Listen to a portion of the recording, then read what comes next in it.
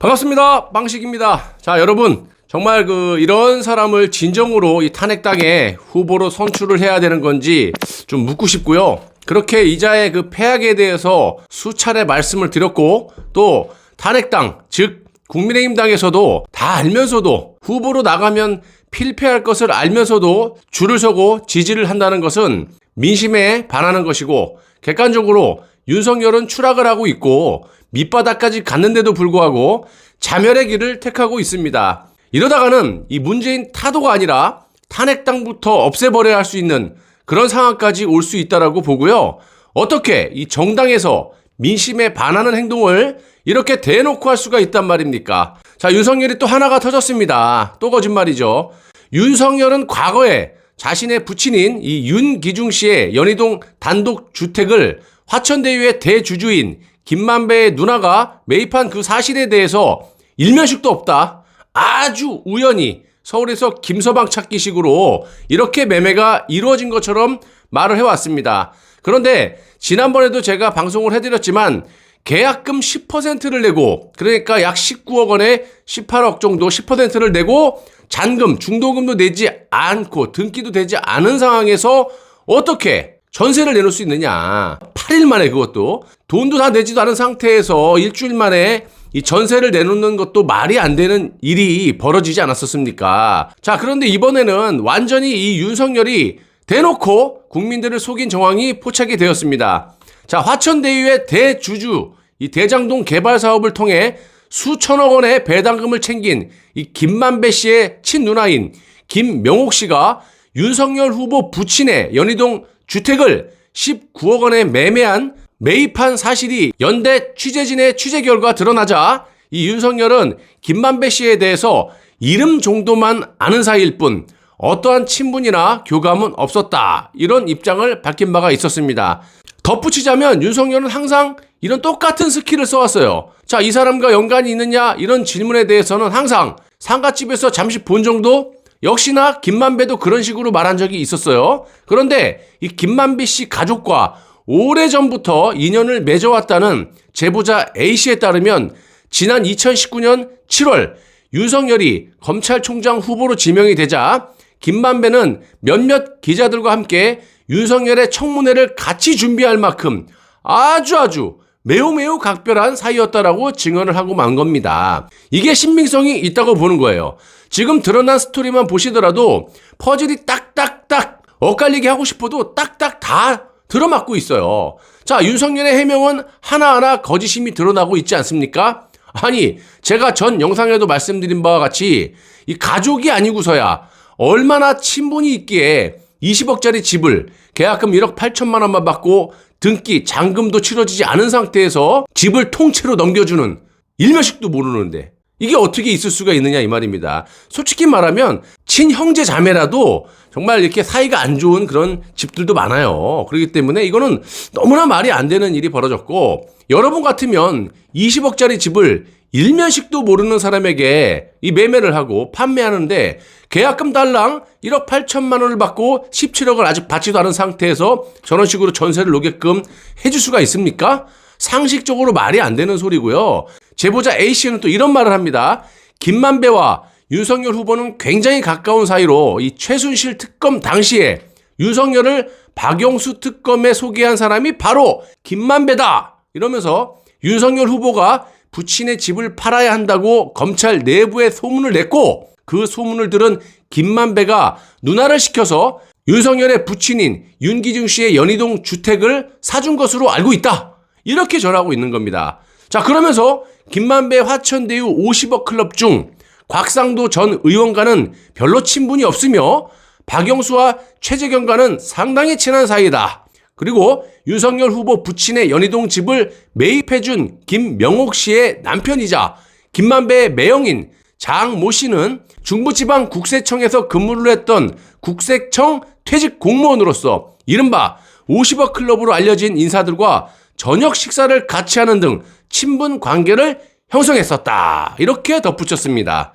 좋습니다. 이렇게 폭로들이 나와야 나라가 사는 거예요. 그럼에도 불구하고 이놈의 탄핵당은 절대로 윤석열을 지지하고 결국 후보로 내세워서 필패 전략을 고수할 것이라고 생각을 하고요. 정말 제정신이 아닌 듯해요. 자, 여기까지만 정리해 보더라도 한마디로 윤석열은 일면식도 없는 사람이 자신의 부친의 연희동 단독주택을 구매한 것이 거짓임이 드러났고, 김만배뿐만 아니라 누나인 김명옥 씨, 더 나아가서 김만배의 매형인 장모 씨와도 상당한 친분 관계였음을 알 수가 있겠습니다. 특히 김만배가 윤석열과 박영수 그리고 최재경과는 서로 막연한 사이지만 정작 50억 클럽에 제일 먼저 그 이름이 등장한 곽상도와는 별로 친하지 않았다라는 이 제보자 A씨의 얘기에 주목을 할 필요가 있습니다.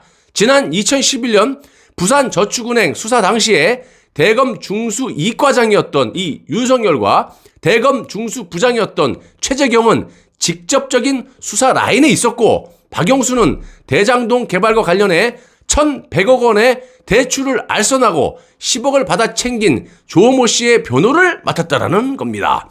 당시 대검은 부산저축은행으로부터 대장동 사업으로 대출을 받은 시행사 대표를 불러 조사까지 마쳤지만 이후 대장동 대출 비리에 대해 전혀 수사를 하지 않았고요. 이때 박영수 변호사를 조모 씨에게 소개해준 장본인이 바로 김만배라는 겁니다. 이거는 김만배와 윤석열, 최재경 그리고 박영수가 최소한 부산저축은행 수사가 진행된 2011년부터 서로 깊은 관계를 맺어왔다라는 반증이기도 하고, 지난번에 말씀드렸지만 이 윤석열은 부산저축은행 수사 무마 의혹에도 자유롭지 못한 인간이다. 그러니까 드러난 수십 개의 의혹 중에 요것도 하나야. 자, 뭐 하나만 터져도 그냥 한 방에 가는, 정말. 뭐 윤석열이 걸린 게 뭐 한두 가지입니까? 10개, 20개입니까? 그냥 딱 잘라서 역대 이렇게 더러운 후보는 없었다, 이렇게 말씀을 드릴 수가 있고요. 이런 걸 뻔히 알면서도 탄핵당, 즉 국민의힘당의 간첩반, 탄핵반, 이 세력들은 한 몸이기 때문에, 같이 공범이기 때문에 국가와 국민이 어떻게 되든지 끝까지 국민들을 호도하고 윤석열을 밀어 제끼고 있고요. 앞으로도 그렇게 할 거라고 참 생각이 듭니다. 지는 거 뻔히 알면서도 말입니다. 이런 것들을 어떻게 그냥 두란 말입니까, 여러분? 제가 아버지 학교 동문인, 또 가장 친한 아주머니 계시는데 굉장히 유명합니다. 네이버에 쳐도 나오고, 박근혜 대통령하고도 어떻게 조금 모르겠습니다. 이 사진만 보면은 친한지 어떻게 된지 모르겠지만, 제가 이제 아버지 집에 가서 이 책을, 아주머니가 책을 써서 아버지 조남으로 보내셨길래 워낙 친했기 때문에, 또 우리도 그분의 병원에서 약도 지어 먹고 꾸준히 이렇게 하고 있는데, 부산에 계십니다. 근데 좀 유명해요. 여성 단체라든지 또 여성 한의협회 회장 뭐 이런 것도 하시는 분인데, 제가 뭐 때가 되면 말씀드릴게요. 그래서 어저께 전화를 하려고 했는데 이게 시간상 너무 늦어요, 설득하기가. 또 제가 뭐 설득한다고 될 문제도 아니고, 아무리 뭐 아버지하고 친분이 있고 저희하고 또 친분이 있다 하더라도 이거는 뭐 공과 사가 틀린 거라 말씀은 못 드렸지만 좀 기대를 했는데, 아이고 웬일일까요? 검색을 좀 해보니까 엊그저께 이분도 윤석열 지지 선언을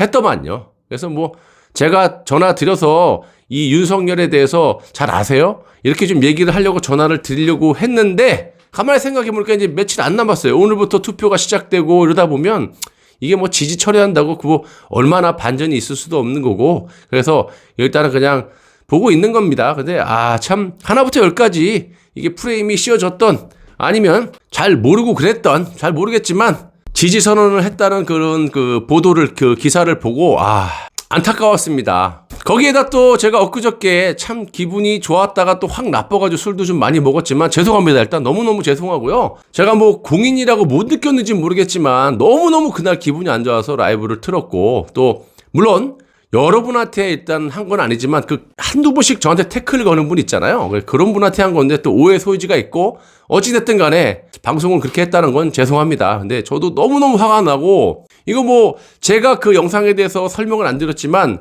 여러분들이 보시고 판단해라. 근데 보면은 이거는 너무나, 물론 우종찬 기자님이라는 이 대기자 분께서는 우리 편이 돼야 되고 또 앞으로도 많은 일을 하셔야 되는 분인데, 이장호 감독의 발언을 들어보면 너무나 이거는 논리적으로 맞지가 않는 것 같아요. 그리고 너무 좌파적인 성향의 말씀들을 많이 하고, 그래서 상당히 그날 실망을 했고, 또 실망과 동시에 또 우리가 또 다른 희망을 또 찾을 수가 있는 부분이기 때문에 여러분들 하여튼 뭐 우리가 거기에 완전히 목을 맨 건 아니지 않습니까? 충분히 우리가 방송으로서 탄핵의 진실을 밝힐 수 있는 부분이고, 또 우려스러운 거는 이제 그런 그 콘텐츠 자체가 또 이상한 좌익들에게 또 빨려 들어가가지고 이게 또 윤석열을 미화하는 그런 다큐가 돼갖고 또 퍼질까 굉장히 이게 우려스럽습니다. 그래서 여러분들이 우리 보수주의자들 이런 분들이 똘똘 뭉쳐서 앞으로 박근혜 대통령 이 탄핵의 진실을 밝히는데 많은 힘을 좀 써주시길 바라고, 저는